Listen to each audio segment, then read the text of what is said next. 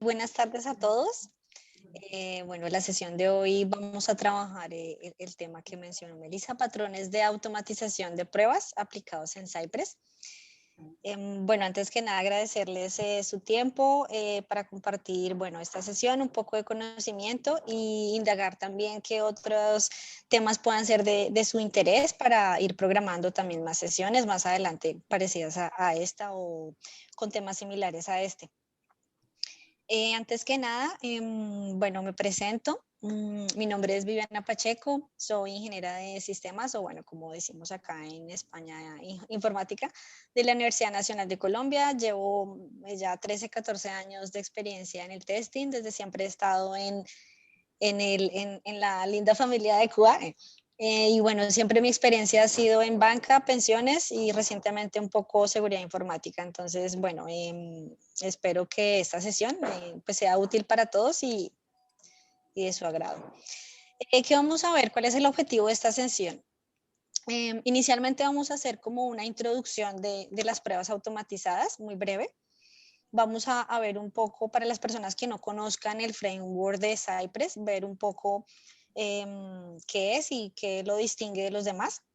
Luego vamos a pasar a ver patrones de diseño de automatización de pruebas, a entender qué es cada uno, cuáles son las diferencias entre ellos. Vamos a ver Page Object, Screenplay y comandos, que es una nueva funcionalidad que nos da Cypress, interesante para aplicar.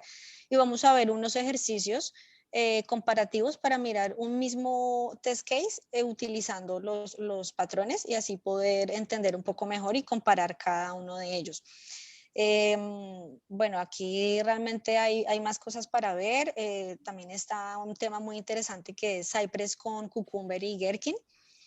Y bueno, el patrón de Screenplay es un poco más extenso de explicar, entonces lo vamos a ver un poco de manera superficial el día de hoy y luego podemos mirar si nos interesa quizás hacer una sesión de solo el patrón de Screenplay y bueno, Cucumber también. Entonces ese es el objetivo, la idea es que al final entendamos las diferencias entre los patrones y cada uno tenga opiniones de cuál sea quizás el más adecuado para aplicar en sus respectivos proyectos.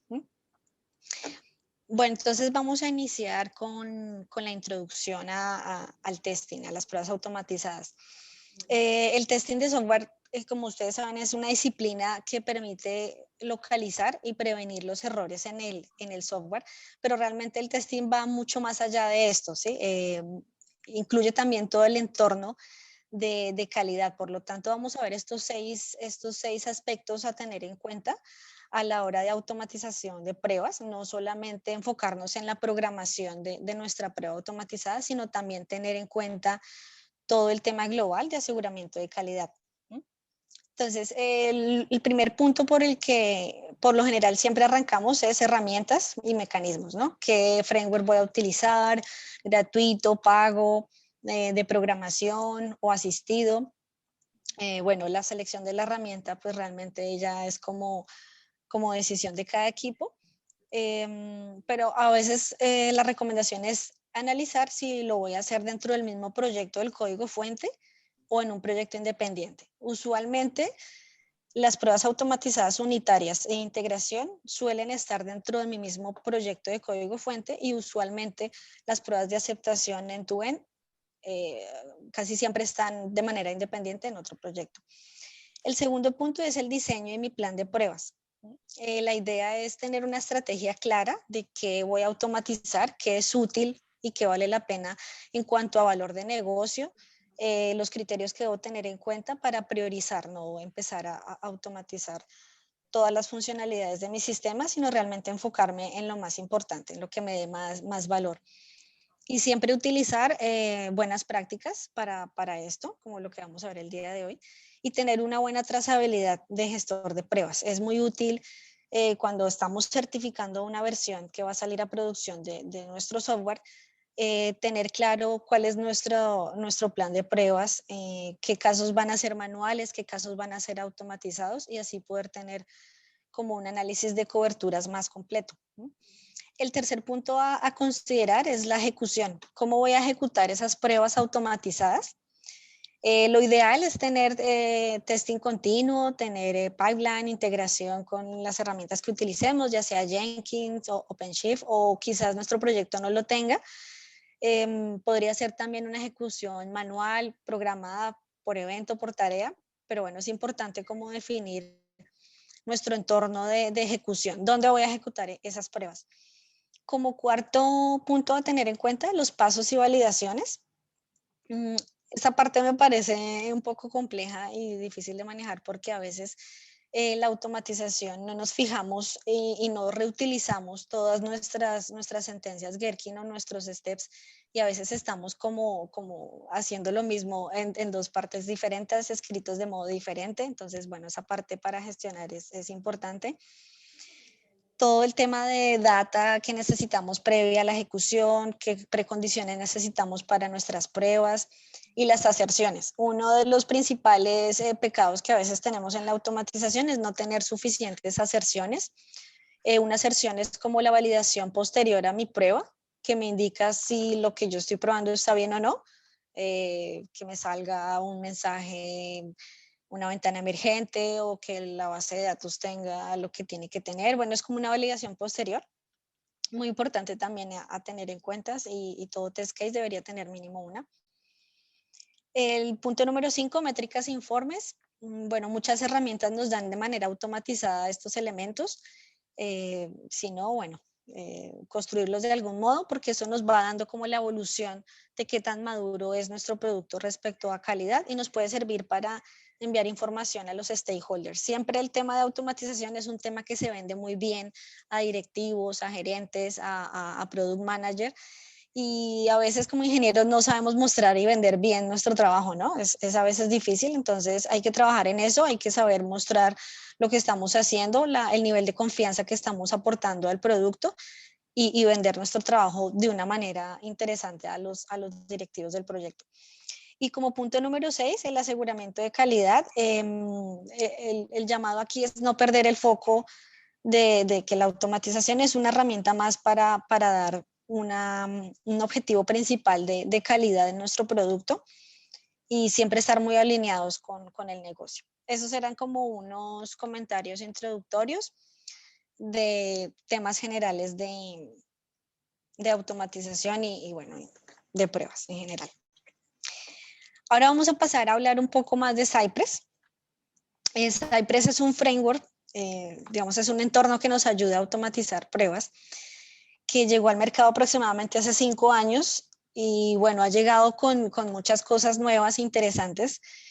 Lo más novedoso para todos los QA es que es un framework todo en uno, ¿sí? Entonces, tú ya no necesitas configurar e instalar muchas librerías o plugins adicionales, como todo el tema de Chai, de Mocha, de Karma, de Sinon. Bueno, muchas configuraciones. Es más, muchas personas que entran en el mundo de la automatización van a empezar a aprender a hacerlo, y ya con solo enfrentarse a la configuración del entorno, ya es un lío tenaz, como que esto está muy denso.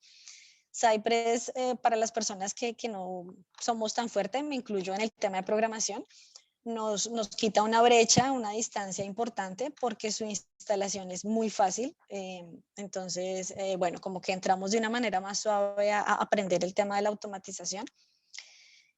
Y esto pues le ha dado mucha ventaja respecto a otros frameworks, y bueno, ha tenido muy buena aceptación. Entonces, realmente pues la gran diferencia es que es un framework todo en uno. ¿Qué pros y contras tiene este framework? Bueno, el más utilizado aparte de este es Selenium. ¿Qué contras se han visto hasta el momento? Bueno, no soporta Internet Explorer para los que de pronto tenemos todavía que certificar en navegador antiguo. A veces las empresas públicas de pronto todavía lo utilicen.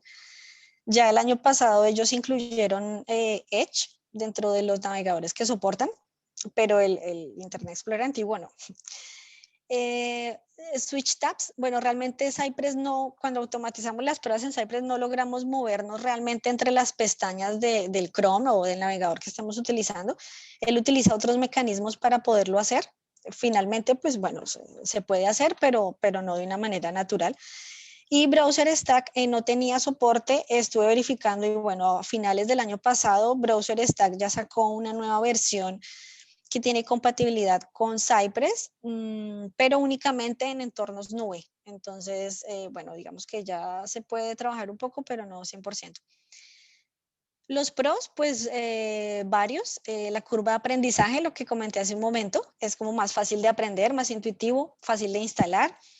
La interfaz gráfica es bastante interesante porque nos muestra pues el paso a paso, la grabación, captura video y fotos, que bueno, para los que de pronto estemos en proyectos un poco más organizacionales, por decirlo de algún modo, nos suelen exigir evidencias de las pruebas y como parte de auditorías de procesos de calidad en las empresas. Entonces, el tema de que la herramienta te tome fotos y te capture video es para algunos es algo muy importante. Documentación. Bueno, el sitio oficial de Cypress tiene muchísima documentación. Cuando no se sabe hacer algo, pues bueno, se encuentra fácilmente en la web y bueno, y los que usamos mucho las páginas de Full Stack y bueno, ese tipo de foros para buscar soluciones, también se encuentra como bastante información. Entonces, bueno, tiene como sus pros y sus contras. Pasemos ahora a la tercera parte, que es empezar a mirar los patrones de pruebas, ¿sí? Entonces, primero entendamos qué es un patrón de pruebas para de pronto aquellos que no conozcan del tema. Digamos que un patrón es una solución ya probada y súper utilizada durante mucho tiempo, documentada a un problema común, a un problema que en ingeniería se nos presenta y bueno, patrones aplica para cualquier tipo de ingeniería, desarrollo, etcétera. Pero ya cuando aterrizo un poco el tema de patrón en pruebas automatizadas, es considerada como una buena práctica para que mejoremos nuestros proyectos de automatización. Mejorar en cuanto a que sea una mantenibilidad amigable, ¿sí? Que nuestro proyecto de automatización a largo plazo sea exitoso. Yo he visto muchos casos de proyectos que no sé, las personas, ustedes saben, rotan en las empresas y luego las personas que llegan ya no entienden nada de cómo fue desarrollado el proyecto. Es más fácil hacer uno nuevo que entender el viejo y bueno, eso resulta ser como en cierta medida un fracaso de este proyecto de automatización. Entonces, la idea es que tengamos buenas prácticas para que las personas que lleguen al equipo entiendan de una manera fácil lo que hicieron las anteriores, que el código sea legible, entendible y pues bueno, que el mantenimiento sea fácil. Entonces, la idea de aplicar patrones en nuestras pruebas automatizadas es conseguir como estas cosas de fácil adaptación, entendimiento y mantenimiento. Bueno, vamos a empezar entonces por el primer patrón, el más utilizado, el más conocido, que se llama PageObject. Entonces, ¿qué problema nos está solucionando este patrón? Una dificultad de mantenimiento en las pruebas automatizadas por duplicidad. Entonces, digamos que yo cambié mi botón de crear cliente nuevo. Cambió el diseño de la página, bueno, cambió el desarrollo, etcétera. Entonces, yo como el tester tengo que ir y cambiar ese botón en todos los casos de prueba, en todos los escenarios donde yo probaba ese botón. Entonces, pues voy a tener que tenerlo en muchas partes, voy a tener mucha duplicidad. ¿En qué situaciones me puede pasar esto? ¿Cuál es el contexto? Bueno, pues es casi todo porque con que yo tenga más de un caso de prueba dentro de una misma funcionalidad, ya entonces voy a empezar a duplicar. Entonces, prácticamente que pues en todos los proyectos. ¿Qué solución plantea este patrón o qué nos dice que hagamos? Nos dice, creen una clase, un archivo independiente con los localizadores de los objetos. Es decir, yo tengo mi página web, tengo una caja de texto para escribir mi nombre, otra caja de texto para escribir mi password y el botón de login, por ejemplo. Entonces, lo que me dice este patrón es, en una clase independiente vas a crear un identificador como un localizador de la caja de texto del nombre, de la caja del texto del password y del botón. Entonces, cuando uno de estos tres cambie, pues solamente lo voy a tener que cambiar en un solo sitio. Ese es como el resultado, ¿no? Ahorrarme un poco tanto mantenimiento. ¿Qué problema tiene conocido? Que las clases empiezan como a agrandarse, a ser muy largas. Sí, ese es como el punto negativo. Entonces, para entender un poquito más de manera gráfica, miremos este ejemplo para entender el concepto del patrón. Entonces, el patrón me dice, en la clase que vemos aquí en el diagrama, en el cuadro izquierdo, representa mi clase de Page Object, ¿sí? Y ahí voy a tener el identificador para el usuario, el identificador del password, ¿sí? Suponiendo que es como una página de login. Y pues voy a tener las acciones de diligenciar ese usuario, escribirlo y diligenciar el password. ¿Sí? Entonces en mi clase de Page Object ubico esos objetos. Y ya luego en mi clase de prueba, en mi test case, en este caso pues tenemos dos en este ejemplo, pues entonces yo voy a tener el llamado a mi clase login page, le voy a enviar el usuario, el password, y pues voy a hacer mi aserción, mi validación, no sé, login exitoso, login fallido. Entonces eso me evita como tener todo en un mismo sitio.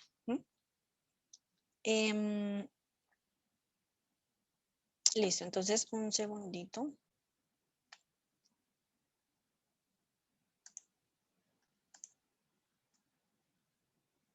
Listo, entonces ahora vamos a ver para que pues sea como más entendible el caso. Vamos a ver un ejemplo de un ejercicio práctico con un caso de prueba que consiste en creación fallida de cliente. Entonces yo voy a simular que voy a intentar crear un cliente y pues algo me va a quedar mal. En un caso voy a escribir unos caracteres especiales que no son permitidos, en otro caso voy a dejar un campo vacío, en otro caso voy a enviar algo como erróneo y pues no tiene por qué crear el cliente, ¿sí? Entonces vamos a hacer la comparación de hacer ese mismo caso de prueba sin aplicar ningún patrón y luego haciendo exactamente lo mismo, pero aplicando los patrones. Entonces, en este primer ejemplo, tenemos entonces como vemos acá, no sé si aumentar un poquito el zoom, ahí, ¿sí? Se ve mejor, listo. Entonces, en este primer caso, yo tengo el escenario creación fallido de clientes y tengo el primer escenario de una identificación inválida. Entonces tengo la visita a la URL, ingreso mis caracteres especiales, el correo, el nombre, clic en el botón de crear cliente y pues mi verificación. Espero que me salga un mensaje que diga, por favor, verifique todos los campos, caracteres especiales no son permitidos. Entonces, esos son los steps de la prueba. Entonces, como vemos, pues tenemos como cada una de las acciones en cada una de estas líneas de código. Aquí pues no estamos utilizando ningún patrón, entonces estoy haciendo mi caso de prueba todo en un mismo archivo. Luego tenemos el escenario de un email válido, entonces acá por ejemplo estoy ingresando un email con unos caracteres especiales. El tercer escenario es con un nombre vacío, no lo estoy enviando, tengo como una línea menos. Y el último estoy mandando el identificador vacío, ¿sí? Tampoco lo estoy enviando. Entonces, pues en este caso, claro, vemos que tenemos como muchas líneas de código en la prueba y si algo llega a cambiar, pues lo voy a tener que cambiar 4 veces, ¿no? Porque tengo como 4 casos de prueba con diferentes variaciones de la creación fallida, pero eso me va a implicar que pues el día que necesite cambiar algo, voy a tener que cambiarlo pues en 4 sitios, ¿sí? Esa es como la problemática de no usar ningún patrón. Ahora vamos a ver el mismo escenario de crear clientes de manera fallida, pero aplicando el patrón de Page Object. Entonces aquí vamos a tener, a diferencia de lo anterior, vamos a tener una clase con los localizadores, ¿sí? Con los marcadores de los objetos que uso en mi prueba, que es mi campo bueno, En este caso, los campos que lleno para diligenciar la creación del cliente, como el email, el nombre, la identificación, el botón de crear. Y en otro archivo sí voy a tener mi test case, mi prueba. Entonces, bajemos un poquito ahí. Entonces, en este caso, vemos acá acá estamos importando de la clase de PageObject y tengo pues mis 4 casos. Entonces aquí dentro de cada caso, por ejemplo el ShareKey inválido, estoy llamando es el método que está previamente creado dentro de la clase de PageObject, en este caso llamado ClientsPage. Y tenemos los métodos de diligenciar el ShareKey, de diligenciar cada una de las cosas. Entonces, por ejemplo, aquí miramos que, bueno, la primera acción es, bueno, visitar la URL y luego estoy como llamando el método creado en la clase de PageObject. Entonces le digo clientspage.newClient, pues me está referenciando al botón de crear cliente. Luego field ShareKey me está referenciando pues al diligenciamiento de mi ID. Field email está pues haciendo el llamado al localizador del campo que corresponde al llenado de mi correo y así sucesivamente. Entonces aquí tengo los mismos 4 escenarios. Bueno, este es por el email válido, este es por el nombre vacío, que pues no lo estoy enviando. Y el último escenario es por una identificación vacía, que bueno, en este caso la línea está comentariada. Entonces, aquí pues tengo los 4 escenarios y aparte de este archivo tengo este otro, client page, donde aquí podemos ver que tenemos ya únicamente los localizadores. Entonces, por ejemplo, field ShareKey. Entonces aquí, lo primero que hago es definir una constante llamada key y le estoy dando el identificador por medio pues de un atributo, ¿no? Necesitamos que cada objeto de nuestra pantalla que estamos probando tenga un atributo identificador único. Me ha pasado que a veces, bueno, cuando no se tienen de pronto buenas prácticas de diseño, quizás el desarrollador nos deje varios botones con los mismos atributos y es difícil en la automatización poderlos identificar. En las buenas prácticas la idea es como taguear los objetos para que sea más fácil en la automatización. Entonces, en este caso, el atributo que estoy tomando es placeholder igual a ShareKey, que es un atributo que sé que lo voy a tener como único.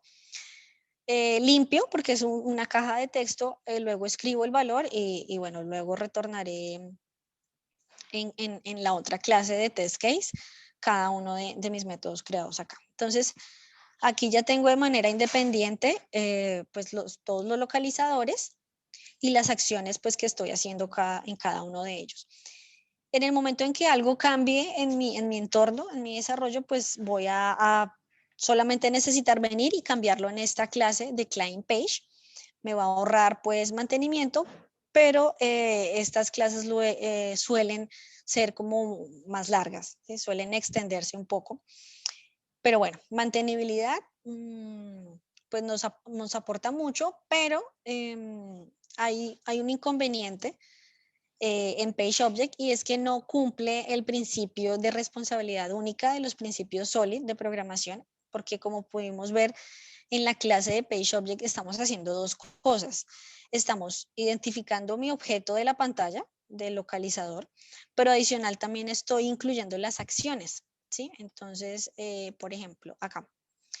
La primera línea donde yo defino mi constante mail, estoy definiendo mi localizador, pero al mismo tiempo estoy haciendo acciones como limpiar, como escribir, como dar clic y cosas así. Entonces, el principio nos dice que una clase debe tener una responsabilidad única y acá pues tenemos 2. Estamos haciendo 2 cosas en una misma clase, lo que pues no sería como lo ideal. Y bueno, aquí entonces ya miramos la comparación de no tener ningún patrón con tener el de PageObject y el ahorro del futuro mantenimiento que nos puede dar. ¿Sí? Inicialmente, digamos, uno lo ve, en el momento de pronto uno no nota como su valor, pero ya cuando uno empieza a automatizar y empieza a darse cuenta de, uy, estoy escribiendo aquí lo mismo que tengo el otro lado, ya es cuando uno dice, bueno, necesito usarlo. Bueno, entonces ahora pasemos al siguiente patrón, de Screenplay. Bueno, en este no tenemos el ejercicio práctico porque este es más extenso, podríamos de pronto hacer otra sesión para verlo más al detalle, pero bueno, vamos a definirlo y entender la diferencia. El patrón de Screenplay me atiende el siguiente problema. Me dice, bueno, usted tiene clases ya muy extensas con el patrón de PageObject y su patrón de PageObject no cumple con el principio de responsabilidad simple por cada clase, porque pues vimos que estamos haciendo dos cosas diferentes en una misma clase. Entonces, la solución que nos plantea este patrón es adicionar, digamos, adicionar más archivos, más clases, y tener una clase independiente de los localizadores, o sea, tenerla totalmente aparte, solo los localizadores, y crear otra clase con las acciones y con las tareas. O sea, dividir estas dos cosas para tener realmente todo con responsabilidad única, más organizado. ¿Qué resultado obtenemos? Bueno, obtenemos que se reduce bastante el tamaño de las clases y la estructura del proyecto resulta ser mucho más organizada, ¿sí? Aunque más compleja. Esa es la parte que de pronto algunos le huimos al Screenplay porque es un poco más compleja. Al ser más estructurado, resulta ser un poco más complejo. Entonces, el entendimiento, digamos, si se vincula al equipo de trabajo una persona con un poco menos de experiencia, va a ser el entendimiento va a ser un poco más difícil, la curva de aprendizaje quizás sea un pequeño problema. Entonces, analicemos en este ejemplo similar al anterior, en qué consiste el Screenplay. Entonces, yo tengo mis localizadores acá en el cuadro que dice Login Screen. Entonces, yo tengo acá únicamente los localizadores. Entonces, estoy identificando mi botón, mi caja de texto, y le estoy dando como un identificador único y ya, nada más. Por otro lado, el cuadro que vemos en la parte superior del grafo que dice Actions, me está definiendo las acciones genéricas. Esta es la parte que es muy interesante. Por ejemplo, diligenciar un campo. No estamos diciéndole cuál campo, solamente le estamos diciendo que la acción es escribir en un campo. Darle clic a un botón. No le estamos diciendo todavía qué botón es, simplemente le estamos diciendo existe una acción que va a ser darle clic a algún botón. Hasta ahí. Tener esas acciones de manera tan genérica es buenísimo porque ya yo voy a volver a darle clic a cualquier botón de cualquier página, de cualquier page object y ya esta acción me va a servir siempre. Y como tercero tenemos las tareas, que es el cuadro que vemos en el centro del gráfico, que dice Login Task. Entonces ya la tarea me dice, pues llama las dos cosas, ¿no? Une las dos cosas, los localizadores y las acciones. Y me dice, bueno, voy a hacer la acción de diligenciar el campo de acciones con el localizador que tengo aquí al otro lado. Entonces le voy a diligenciar el campo de este específicamente. Entonces voy a diligenciar el campo del password, ¿sí? La acción es diligenciar el campo del correo, etcétera. Entonces lo que está haciendo esta clase de task es como unir las acciones genéricas con los localizadores que tengo de cada página y hacer la tarea. Entonces, claro, muchísimo más organizado, muy bien estructurado y ya finalmente mis clases de test, que en este ejemplo son estas dos de la izquierda, lo que hacen es llamar a la tarea, ¿sí? A login task, y le enviamos pues la información de mi caso de prueba, ¿sí? Mi nombre, mi usuario, mi password, etcétera. O en el caso que tenemos del ejercicio del video, pues enviar el correo, el nombre, etcétera. Bueno, ese era el patrón de Screenplay, así de manera como teórica. Ahora, el tercer patrón que tenemos, pues bueno, este tema de comandos es un tema que nos ofrece nuevo Cypress, ¿sí? Que se puede hacer pues utilizando Cypress y tiene pues unas ventajas interesantes para analizar para los que estamos utilizando Cypress o lo queremos empezar a usar. El problema que nos atiende este patrón, ¿cuál es? La complejidad del mantenimiento de pruebas, digamos que lo mismo de los anteriores, ¿no? El mantenimiento. Y adicional, pues si de pronto me resulta un poco complejo utilizar el screenplay, puede ser una solución alternativa, me va a disminuir mucho pues la extensión de mis clases, la longitud también me va a ahorrar bastante. Y al igual que con Screenplay, me cumple el principio de responsabilidad por cada clase. Entonces, digamos que en cuanto a buena práctica, estaría como de una manera similar al de Screenplay. No tan organizado a la minucia, pero sí muy bien. ¿Qué solución me plantea este patrón? Me dice, bueno, ok, vamos a crear un comando, ¿sí? Un comando que va a tener por dentro el paso a paso de mi prueba. Adicional o independiente a la clase de mis localizadores. ¿Qué resultado voy a tener? Bueno, pues voy a tener un mantenimiento más fácil. Bueno, pues si algo cambia, lo modifico solamente en los localizadores, pero voy a tener mejor estructura y mejor organización en cuanto a sentido de negocio, como entendimiento, no sé, que alguien nuevo entre y entienda el proyecto de automatización, va a ser un poco como más claro para una persona nueva en el equipo. Entonces, miremos el ejemplo teórico de la utilización de este patrón de comandos. Entonces, tengo a la izquierda de mi gráfico Locators Page, que sería como mi clase que me identifica únicamente mis objetos, igual que Screenplay, de una manera de responsabilidad única, simple. Y luego tengo los comandos, ¿sí? Entonces, los comandos pues van a utilizar los localizadores que ya tengo identificados previamente. Y mi clase de test va a usar el comando, ¿sí? Va a usar el comando y le va a enviar los parámetros. Entonces, salgámonos acá para que nos deje ver el video. Listo, entonces miremos el ejemplo práctico. Este es el mismo escenario que estamos viendo en los ejemplos anteriores. Es el mismo escenario en el cual tengo una creación fallida de cliente, ¿sí?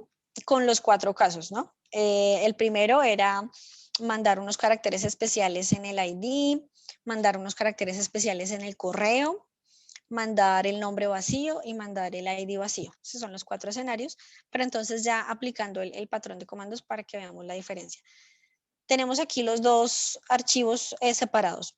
El archivo de Locators Client Page, que tiene únicamente los localizadores, y un archivo, bueno, commands.js, que tendría los comandos, y finalmente pues tendríamos el archivo del test, que sería el client test commands.js, que ya sería como mi clase de test como tal. Entonces, acá tengo, bueno, los localizadores de manera independiente. Estoy identificando cada uno de manera individual, no estoy mezclándolo con acciones. Los tengo como independientes. Y en la parte del comando, entonces, ¿qué tenemos aquí? Cypress nos permite crear comandos. Normalmente los comandos vienen por defecto dentro de la definición del framework, como por ejemplo el comando, cuando yo escribo ci.visit, que ya visit es un comando pues ya general de Cypress, o cuando utilizo un comando .click o .get, bueno, que ya vienen por defecto dentro del framework. Entonces yo lo que estoy haciendo acá es creando un comando nuevo que se va a llamar create client, ¿sí? Este nombre que yo le dé al comando tiene que ser diferente a comandos ya existentes. No puedo, bueno, pues Cypress nos permite una función de redefinir comandos, pero no es el tema ahorita de nuestra sesión. La idea es crear un comando diferente a los que ya existen que me permita hacer mi prueba. Entonces, en este comando yo voy a compartir como parámetros el identificador, el nombre y el email de la persona que estoy creando como cliente. Entonces, yo lo que estoy haciendo acá es, estoy importando, fíjate acá en la línea de arriba, el import locator client page. Es el comando que me trae los page object, o sea, los localizadores que defino en mi otro archivo, para que pues aquí los pueda yo acceder, los pueda llamar. Y aquí abajo voy a tener los steps de mi prueba. Entonces aquí tengo cuando le doy clic a nuevo cliente, cuando limpio el campo para diligenciar el share key, cuando escribo pues el share key que esté utilizando en la prueba en ese momento, cuando estoy limpiando el campo de email, cuando estoy diligenciando, escribiendo el email. Y en general, pues voy a tener aquí como los pasos dentro del comando. O sea que aquí tendría como lo que llamaríamos como las acciones, ¿sí? Fíjate que Screenplay tiene un punto superior a este y es que aquí no tengo genéricas las acciones, ¿no? Aquí estoy teniendo dentro del comando las acciones. Entonces, bueno, tiene como, podríamos, no sé, analizar una mezcla de utilizar comandos, pero aplicando Screenplay. Bueno, podríamos mirar más opciones. Pero en este caso tenemos como las tareas acá dentro del comando con el paso a paso de mi prueba, el checkbox que marco, el clic que le doy al botón de crear. Y entonces acá pues viene lo interesante y es que mi archivo de prueba ahora solo tiene una línea de código que es genial, ¿no? Entonces ya no tengo las 8 líneas para llenar el cherky, para mandar el correo, para darle clic al botón, sino solamente tengo una línea que es CI punto, el comando que acabo de crear, create client, y le mando mis 3 parámetros que antes estaban pues en diferentes líneas. Entonces le estoy mandando acá, por ejemplo, el Cherokee con caracteres especiales, el nombre, el correo y así con los demás escenarios. En el segundo escenario estoy mandando el correo con caracteres inválidos. En el tercer escenario estaría enviando vacío. En este caso se utiliza este corchete del por dentro para indicar que estoy mandando como el parámetro vacío dentro del comando. Y pues bueno, el último escenario que es mandando el ID vacío para que también tenga como mi fallo en la prueba. Entonces, claro, ya mi test, cada test va a tener solo una línea y pues bueno, genial, se ve mucho más limpio, se ve más organizado y la ejecución pues bueno, es la misma. Los tiempos de ejecución que toma Cypress, en mi percepción, son como los mismos. Entonces, bueno, no es que ganemos de pronto en tiempo, o bueno, de pronto se podría medir el tema del tiempo ya en unas ejecuciones con muchos casos de prueba, donde tengamos un alto volumen y podamos quizás sacar conclusiones respecto a si uno tiene como más optimización de tiempo respecto a otro. Pero bueno, esa es como la diferencia. Ahora, ¿cuál es mejor, cuál es peor o qué opiniones podemos levantar de esta diferenciación entre la utilización de un patrón a otro? Bueno, realmente esto varía mucho por muchos criterios. Debemos tener en cuenta, por ejemplo, el tamaño de nuestro proyecto, el tipo de producto, el conocimiento, la experiencia del equipo, cuáles son nuestros entornos, licencias. Bueno, por ejemplo, Cypress, si tú ya quieres incluirlo en un pipeline de testing continuo, integración continua, y quieres los reportes dentro del pipeline, ya hay un tema de licencia que hay que adquirir, entonces, bueno, hay que tenerlo en cuenta. Pero bueno, todo esto depende de muchas cosas, de cada uno de nuestros proyectos, en qué situación estamos, el conocimiento, el tamaño, bueno, hay muchos criterios a tener en cuenta, pero sin entrar como en opiniones subjetivas. Lo que podemos decir de cada patrón es, bueno, si cumple o no cumple los principios SOLID y la complejidad que pueda tener en implementación. Realmente no hay una preferencia como decir definitivamente este es el mejor, este es el peor, porque bueno, si tu proyecto es pequeño, con PageObject va a estar bien, ¿sí? Si tu proyecto ya tiene una proyección de crecimiento muy alto y crees que vas a tener cientos de casos de pruebas, bueno, ya, bueno, analicemos porque el tema va a crecer mucho, ¿sí?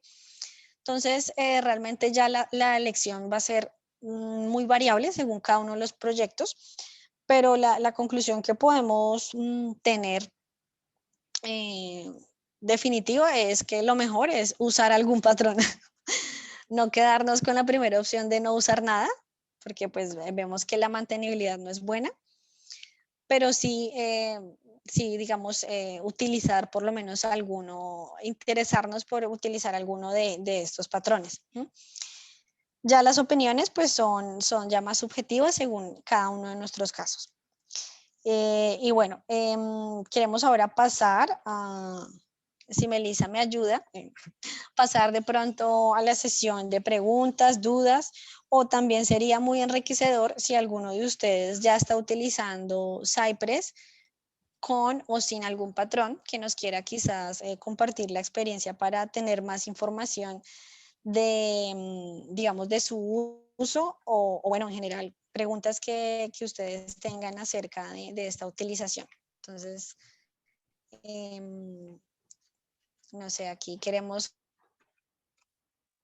escuchar voces de nuestros compañeros, preguntas, comentarios, qué opinan, cómo les Hola. parece el tema.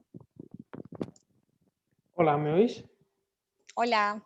¿Qué tal? Sí, perfecto. Primero de todo, enhorabuena Hola, porque José. llevo trabajando con Cypress desde finales de 2018 y es la primera vez que tengo una compañera que también ha trabajado con Cypress y tener otro punto de vista y otro feedback, así que yo lo agradeció muchísimo.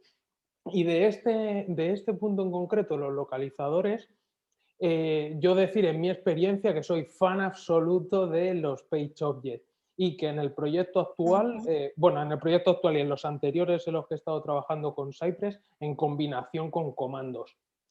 Y la verdad que Qué bien. fenomenalmente bien. El tema de que no cumple los principios Solid, por mi parte, ningún problema. Jamás nadie me ha dicho, oye, esto hace dos acciones en vez de una esta clase, que al final es así Sí.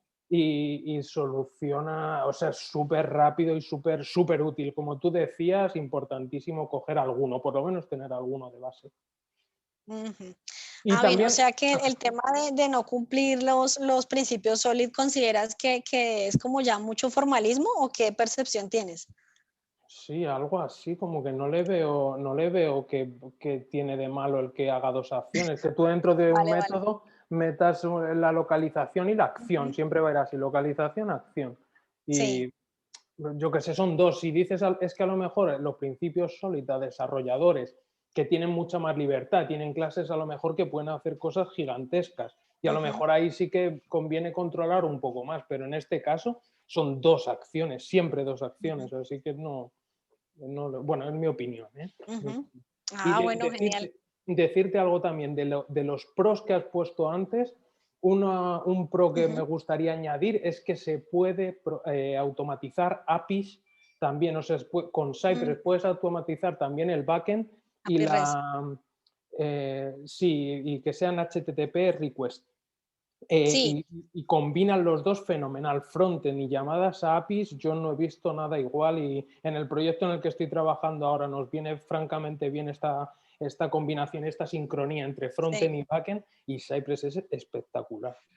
Sí, y mira que pues ahí se ha generado un poco de debate porque, claro, cuando tú ves que Cypress utiliza API, de una como que ven para acá, yo lo voy a usar también, pero a veces comentan que la ejecución como tal de la prueba en tema de arquitectura es diferente porque me estoy comunicando con el API es a través del navegador por un driver, entonces que de pronto es más lento. ¿Qué percepción has tenido tú no sé si sea un mito o verdad, Para nada, o sea, eso de que es lento, absolutamente para nada. Y yo al final no por lo que va por accedo el a la driver? API, no accedo a la API por la web, ¿eh? Yo hago requests directos Ujú. a la API. De hecho, lo que creo son comandos que son la API al final, lo parametrizo todo y la reutilizo tantas veces como quiera. Como tú comentabas, fundamental también no duplicar código y el poder reutilizar 100% de los tests.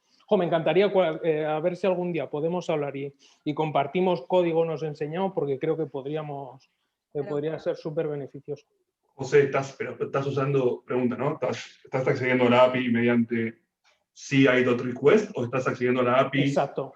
Vale, si accedes mediante CI.request, en realidad no estás accediendo a la API directamente. Estás accediendo a través del proxy que genera el browser a la API. No estás accediendo a la API directamente como podrías hacerlo usando, no sé, Vale. Puppeteer, por ejemplo, o por otra herramienta, por ejemplo, Karate. En ese sentido, si bien obviamente son milésimas de segundo, sí es más lento acceder a la API. Mm, De hecho, ya.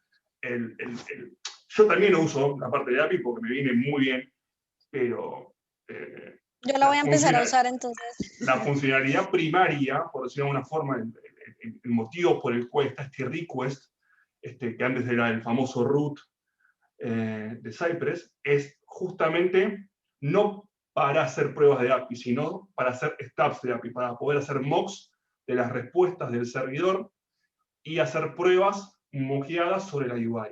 Vale, Eso lo que te sirve, por ejemplo, es si vos tenés una integración third party, por ejemplo, no sé, con Google, con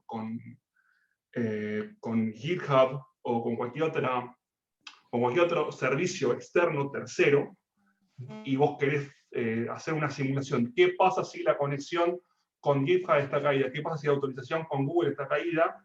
Lo que haces es moquear un resultado negativo, un JSON, un fixture con un JSON, con la respuesta negativa, haces el request, pero le decís que cuando esperes ese request, lo que vas a devolver va a ser ese JSON negativo en lugar de la respuesta común. Entonces ahí sí, Cypress se pone especie man in the middle, como si fuese un hacker en realidad, y te da otra respuesta. Esa es la funcionalidad primaria. Ahora, que funciona perfectamente, y yo hago miles de pruebas con API, con Cypress, funciona perfectamente. ¿Qué es más lento? Es más lento.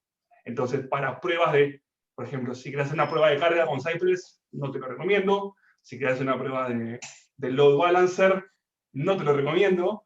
Si simplemente es hacer, por ejemplo, hacer el setup o el teardown mediante APIs para no tener que usar la UI, 100% recomendado. Gracias por la información y por el feedback. Sin duda útil, también está muy bien saberlo. Sí, sí, porque eso es lo que se comenta, que pues en tema de API, por ejemplo, bueno, en un proyecto que estuve previamente, pruebas de integración eran 3100. Entonces ya el tema de la velocidad, cuando tienes tantos tests, quizás ya en tiempo total final pueda ser como un diferenciador para quizás tomar una decisión diferente. Entonces, pero ¿has percibido la diferencia? Digamos, porcentualmente, la mitad de tiempo más, el doble. A ver, no te voy a no sé exactamente. Sé que si tengo, a ver, realmente si tengo que hacer 200 llamados de API, me voy a decantar por simplicidad, por velocidad y por flexibilidad. Me voy a ir para el lado de Karate o voy a ir para el lado de JMeter y no me voy a ir para el lado de Cypress. Sí, claro. Es la realidad. Rendimiento, sí, no. Es el tipo de prueba.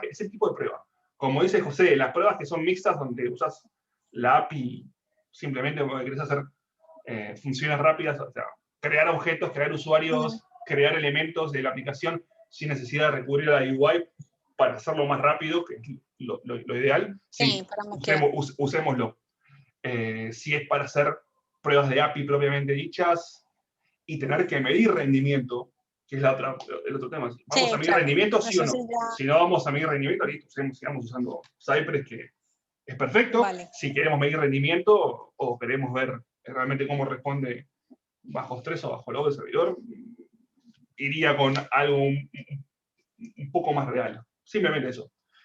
Otro comentario que vos dijiste, lo de los pipelines, que es caro. Hay una solución que es semi-open source. No es open source, porque en realidad el dashboard de Cypress es open source. Lo pueden buscar. Yo les dejo ver un mensaje acá en general, si consigo. Ay, sí, dale. Que lo pueden deployar de forma local con Docker, lo pueden deployar en una máquina virtual con Docker, si tienen una máquina virtual en cloud, o lo pueden deployar, si alguien les está pagando AWS, lo pueden deployar en AWS, en Heroku, o lo pueden deployar en Google Cloud. Yo actualmente lo tengo deployado en Google Cloud, en una VM, no en un cloud, por un tema de seguridad.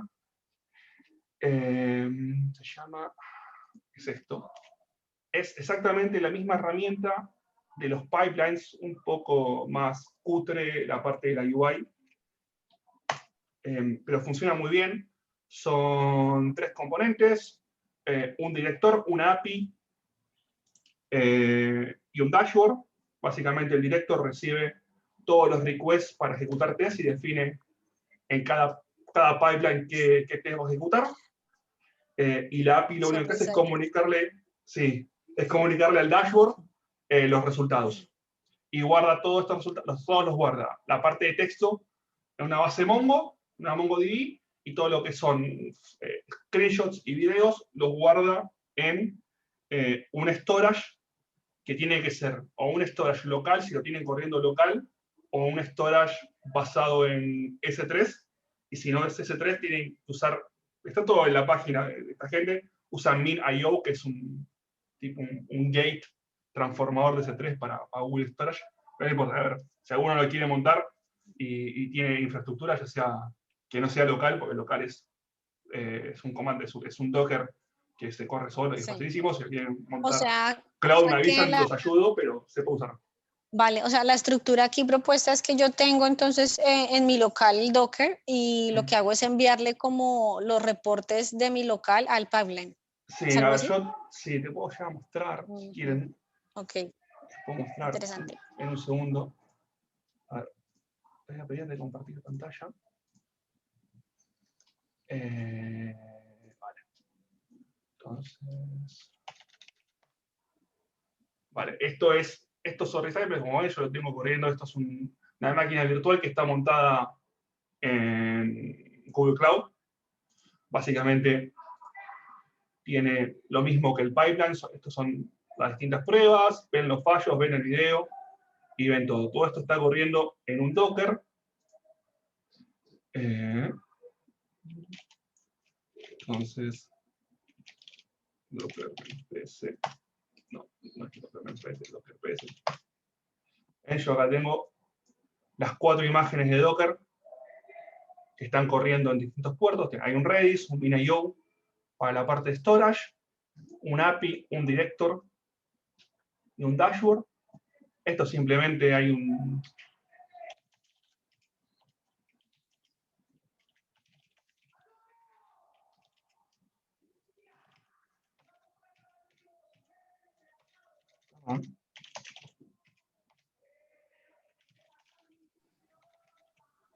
Ya. Es un compose que lo setean con todos los datos que ustedes quieran.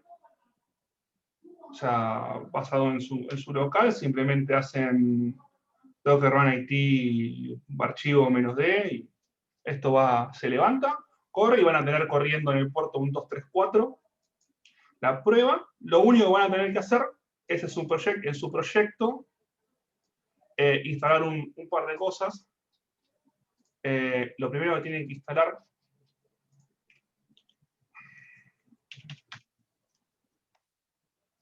es CI2, que es en vez del famoso CI de CI Run de Cypress, esto permite pasar por parámetros cuál es la URL del dashboard, para que en realidad lo que hace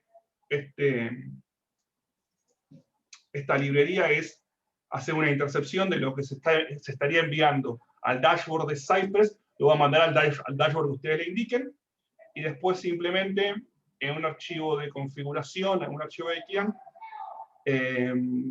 van a tener que poner cuál es la URL donde está corriendo el director. ¿En qué URL tienen corriendo el puerto 1234? Localhost 1234 o su URL 1234. Y eso es suficiente, con eso lo tienen corriendo. Si alguno quiere montarlo y necesita ayuda, organiza, si no, la documentación es bastante straightforward. No pueden hacer. Sí, está bastante interesante porque ese suele ser como una barrera para muchos. Sí. Y después nada, si lo corre el local es una máquina, obviamente van a tener que lanzar el proceso en tantas terminales como pipelines quieran crear. Si lo quieren correr en un cloud, lo ideal es tener ya sea un Jenkins. Jenkins lo pueden montar en un Docker también, o en un GitLab o en un Bitbucket, lo que tengan en su proyecto, y ahí sí van a tener que pagar por pipelines por ahí, pero van a tener resultados y runs ilimitados, y no los 500 runs gratis que da Cypress, o si no los costos que tiene después, que son realmente muy altos. Sí, muy alto, sí. Y pues los proyectos no acceden mucho a tema de invertir en licencias o en pagos adicionales, entonces hay que buscar la manera de hacerlo de otro modo. Ay, muchas gracias, Jair. De nada. Bueno, los otros compañeros, bueno, no sé, quisiera saber que quizás no han utilizado Cypress, si tengan alguna duda, o todos los que estamos conectados ya hemos utilizado Cypress.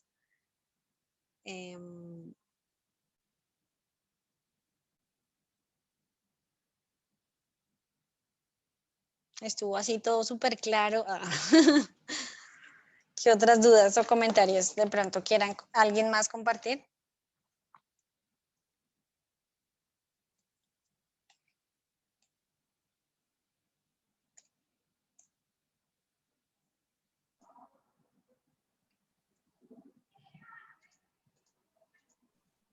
Hola, ¿me escuchas? Hola.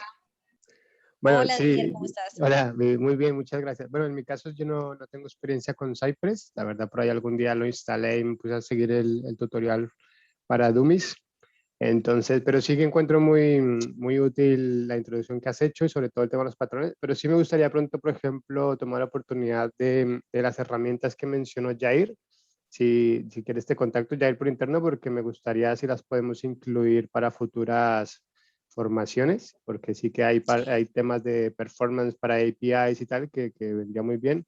Y también lo que vi que haces de Docker y tal, que estuviste mostrando así una demo express, estaría bueno poder montar una actividad de pronto de ver cómo lo haces, porque claro, sí que se ve funcionando, ¿no? Pero de pronto ver un poquito en detalle. Pero bueno, sí, eso sería un poco el resumen de mi parte. Y muchas gracias, David, que ha estado muy interesante la presentación. Y bueno, invitados todos a seguir compartiendo, que es la idea. Gracias, Didier, genial.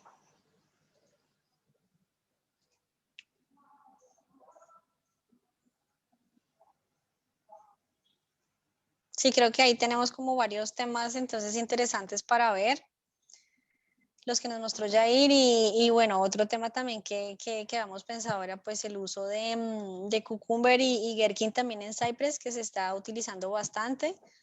O bueno, ahí vamos mirando como entre todos qué otros temas nos pueden parecer interesantes para mirarlos como más en detalle y bueno, todos poder aplicar estas cosas en nuestros proyectos.